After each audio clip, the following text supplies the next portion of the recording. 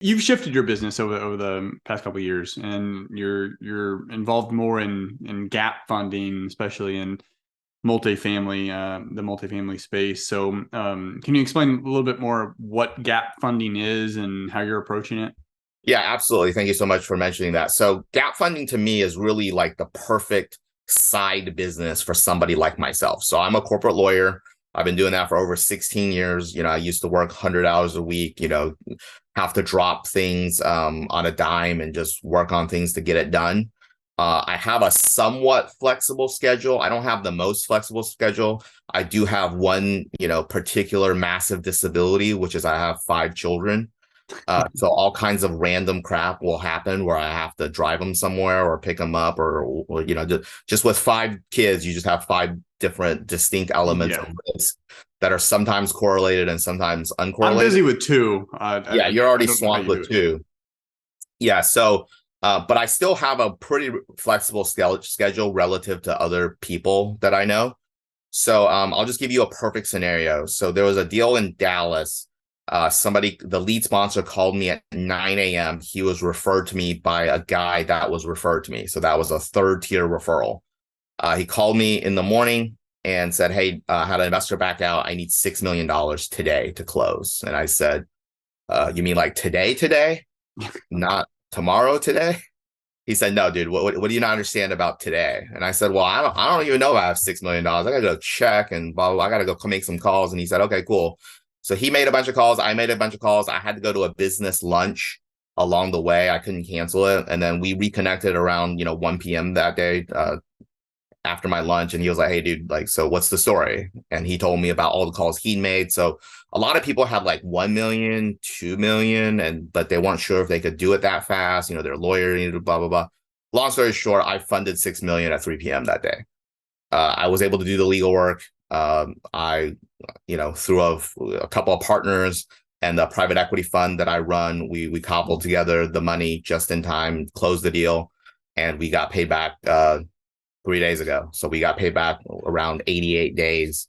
So in that situation, the repayment strategy for him was he basically used our $6 million to fill the gap that he had in his equity raise. Mhm. And then he continued to raise money after post closing to then pay off our loan. Because the risk, had he not been able to do that, is losing the deal or maybe losing his earnest money, worst case, or something very painful is going to happen on his end, which is probably going to impact his investors too. Absolutely. So from his perspective, he was going to lose hundreds of thousands of dollars of earnest. I actually know the earnest money on that. It was like 850K of earnest money that was at risk. Plus, he would have had to return all the millions of dollars he'd already raised from investors. Plus, he wasn't going to make his acquisition fee on this deal. Plus, he looked, stupid to the broker. Plus, he had great first lien lender. He had a great preferred equity source. He just looked like a fool to everybody. Yeah. So for him, he was potentially looking at a big financial and reputation loss if he didn't close. So it was worth it for him to borrow the money from me, and in particular me, because it was too hard to cobble together a large amount of money from multiple people with multiple lawyers doing their own thing, trying to coordinate. That's just Yeah, it takes asking too for long. trouble. One person that's basically his own lawyer is going to be by far the better counterparty, and it's worth paying a premium for, because then you don't have to coordinate like 17 different people at the same time, which is I kind of think statistically it's impossible. I don't even know the point of trying to do that. Yeah, and really, I don't know what the timeline of that deal is, 3, 5, 7 years or whatever. When you boil it down, the cost and interest and whatever other dynamics or financial dynamics were, it's probably relatively small. Not in a perfect scenario, he would have just been able to raise all the money, but given the choice of lose the deal, lose a lot of money, open up maybe litigation from the seller for not performing versus pay a little bit more in interest and whatnot. It's really not. I mean, it makes sense that you would go that route if needed. Yeah, you have to be very, very logical and stoic about it because it's not going to feel good. But if you think, short term pain for long term gain, it's 1 billion% that. Yeah. I mean, I've always opened it up to like hard money. So a hard money lender, if you've never looked at hard money rates, I'm not sure what they're going now, probably anywhere from 12 to 16%, depending on the deal, probably anywhere from 2 to 5 points, maybe more, depending on the deal. And then even some hard money companies want you to have an additional 10, 15% of skin in the game. So looking at that, like, oh my God, that's so expensive. But I'm like, if you're flipping the house, when you average all that out, it's really not that much. I mean, if you're gonna make 50 grand on the flip and you average out all those little fees, it's by percentage, it's not that much. If you're gonna hold it as a rental, then it's even less when you average that out over a 7-year period.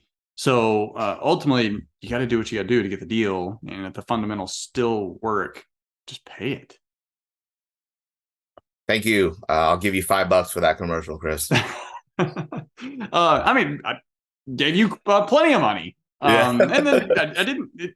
I actually, there were a couple deals that I paid cash for, and all of them I regretted. One, I paid cash for a deal that turned out to be a fraud, and I had to wait a long time for my title policy to pay me back. So I really regretted that. And then other deals where I've just self-funded more rehab than I needed to, and it just took a lot of it. I don't know. I'd rather have cash in the bank and just pay a little bit extra in interest. Liquidity is what really kills you. So if you can pay a little bit more for liquidity, I think that's a good strategy. So gap funds, is there any other scenarios where someone might need a gap fund or may consider working with a gap fund lender? Yeah, absolutely. So the most common is a shortfall in fundraising, which happens because somebody backs out, or another common scenario is just lack of time. So a couple of teams have told me their attorney was too slow in preparing the PPM, so then they wasted 2 weeks not being able to send it to investors. In that case, anybody that has that problem, please call me. I don't do that type of securities legal work. I can, but I choose not to. But I refer it all to someone that I really enjoy working with. He set up all the funds that I have, and I've referred him dozens of clients, and he's always done a good job. There's really no excuse for an attorney being the one that holds up your deal for multiple weeks. And I've been, unfortunately, on the receiving end of some of that. A lot of deals that I'm personally on, sometimes there's like famous lawyers who are really good at business developing within multifamily, but they're actually horrendous at actually doing the work correctly or on time. So I'm always kind of, they're more sizzle than steak. So I got a guy that's all steak. Anyway, that's common. Another common one, especially with 1031 investors, they seem to be very finicky. And I think what they do is they select 25 different opportunities, and then they might tell like 12 of them that they might do it. And then right at the end, they might say, oh, I can only fund one of these. Oh, shit. Like I got to go tell 11 other people I'm not doing theirs. Oh, There's stuff like that going on. And then, another one is somebody needs money for a different project, but they have equity in an existing project that I could put a second lien on or secure a different way. you're And then backfilling a redemption. Yep. And then they'll sell an asset to pay me off. So long story short, I'm giving a lot of examples, but all I really care about is there a short-term acute need for money? And short-term I define as under 6 months, and ideally under 4 months. So someone coming saying, hey, I've got this killer deal. I need 3 million. We're going to give you a preferred equity position, and it's a 5-year play. You're not interested in that. I'm going to say call Chris Bounds. There you go. But they were like, hey, look, got this opportunity, and I think I can get you paid back in 3 to 6 months. That's interesting to you. Yep. I'm going to drop everything I'm doing. I'm going to look at that. Okay.